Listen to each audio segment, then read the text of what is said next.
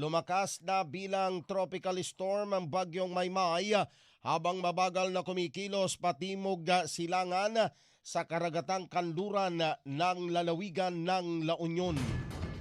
Ayon sa Pag-asa, huling namataan ang sentro ng bagyong Maymay sa 170 kilometro kanluran ng Baknotan, La Union. Taglay nito ang lakas ng hangin na 65 kilometro kada oras at pagbugso naman na umaabot sa 80 kilometro kada oras. Dahil dito nakataas ang Tropical Cyclone Wind Signal number 1 sa Ilocos Norte, Ilocos Sur, La Union, Pangasinan, Apayao, Abra, Kalinga, Mountain Province, Ifugao, Benguet, Cagayan, Isabela, Quirino, Nueva Vizcaya, northern portion ng Zambales, northern portion ng Tarlac, northern portion ng Nueva Ecija at northern portion ng Aurora.